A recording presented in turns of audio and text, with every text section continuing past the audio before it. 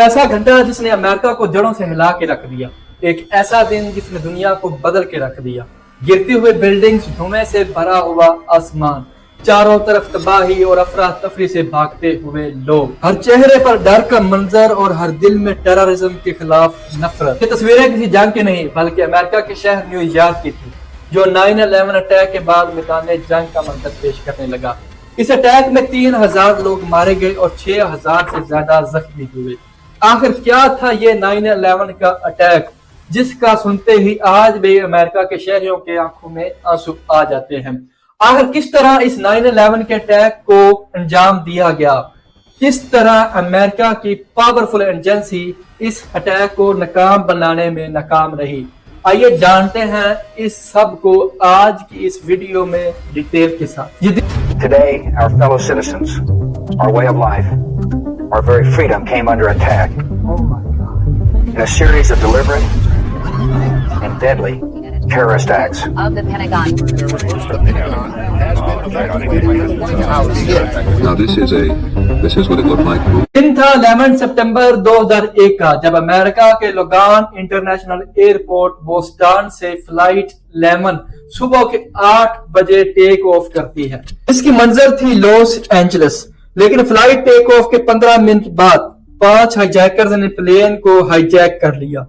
ان 5 high جیکرز میں سے ایک تھا محمد عطا، جو کہ ایک پائلٹ کی طرح ٹرینڈ تھا، جو کہ ایجپشین تھا۔ محمد عطا نے پائلٹ اور کو پائلٹ سے پلین کا کنٹرول لے لیا اور اس نے پلین کو ورلڈ ٹریڈ سینٹر کی طرف موڑ دیا اور پلین کو 8:46 پر ورلڈ ٹریڈ سینٹر کے ساؤتھ ٹاور میں کریش کروا دیا۔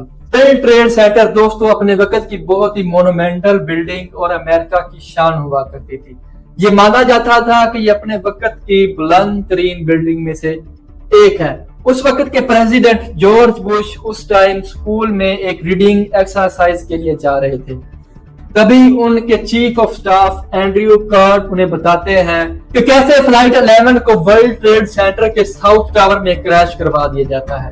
پریزیڈنٹ بش اس بات کو ماننے سے انکار کر دیتے ہیں اور وہ کہتے ہیں کہ ضرور پائلٹ کو ہارٹ اٹیک ہوا ہوگا، جس کی وجہ سے یہ انسیڈنٹ ہوا ہے۔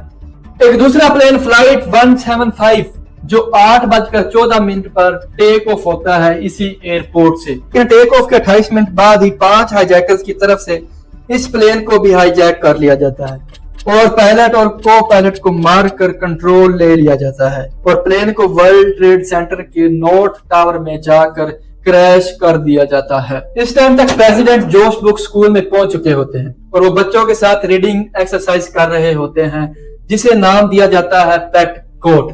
اسی دوران ان کے chief of staff Andrew card class میں گھستے ہیں اور جارج بش کے کان میں کہتے ہیں امریکہ از انڈر اٹیک۔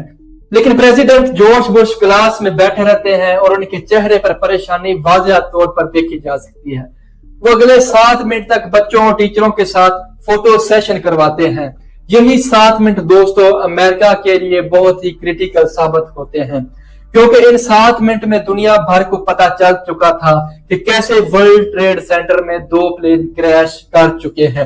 اسی دوران ایک اور بڑی خبر آتی ہے کہ امریکن ایئر لائن کی فلائٹ 77 اور یونائیٹڈ ایئر لائن کی فلائٹ 93 بھی ہائی جیک ہو چکی ہے۔ فلائٹ 77 نے واشنگٹن کے ڈیولز انٹرنیشنل ایئرپورٹ سے لاس اینجلس کے لیے اڑان بھری تھی، لیکن 8:54 AM per he us plane کا رخ موڑ دیا جاتا ہے۔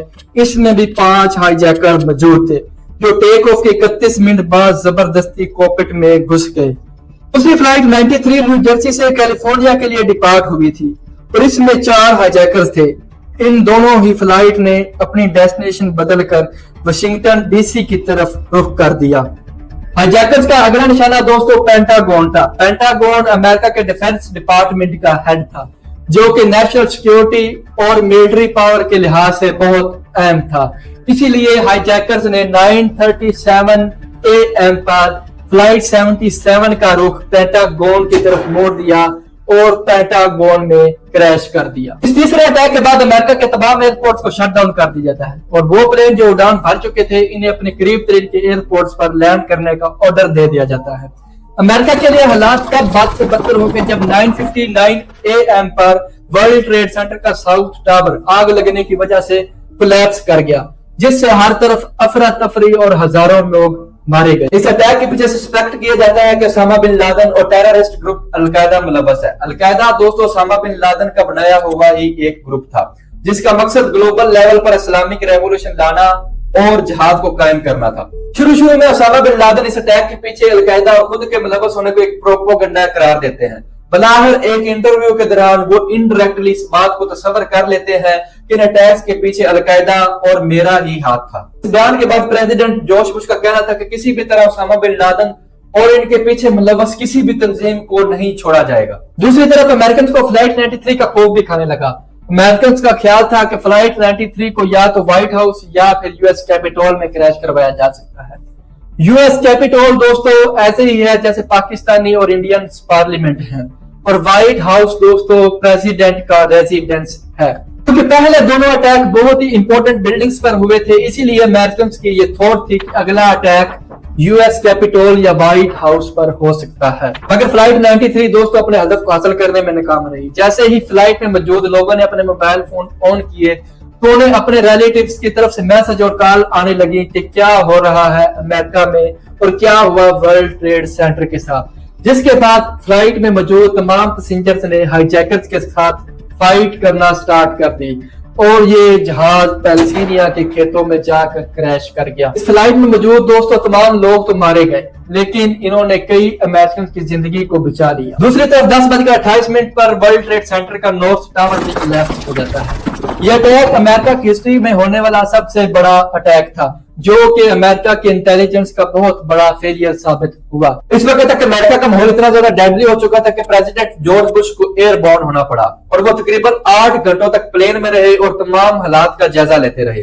ذرا سوچئے دوستو، اگر وائٹ ہاؤس پر بھی یہ اٹیک ہو جاتا تو خود کو کہلانے والی سپر پاور کے منہ پر کیسا ایک زوردار تماچا لگتا، اور کل کو کوئی بھی کنٹری اٹھ کر ان کے آنکھوں میں آنکھیں ڈال کر ان سے مقابلہ کرنے کے لیے تیار ہوتی۔ اسی دوران FBI اپنی انویسٹیگیشن مکمل کرتی ہے اور وہ اس نتیجے پر پہنچتی ہے کہ ان 19 ہائی جیکرز کو خود اسامہ بن لادن نے ٹرینڈ کیا تھا۔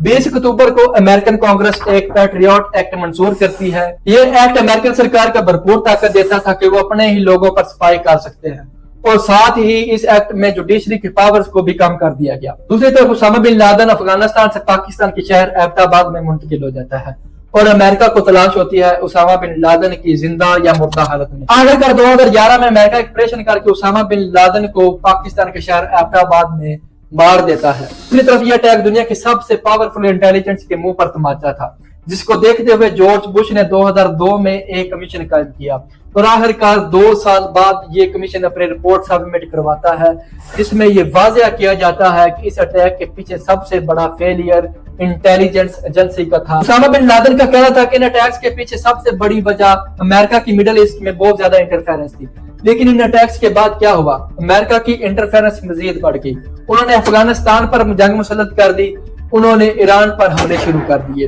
امریکن انٹرفیرنس کا ذکر Pakistani ex prime minister Imran Khan بھی کئی بار کر چکے ہیں۔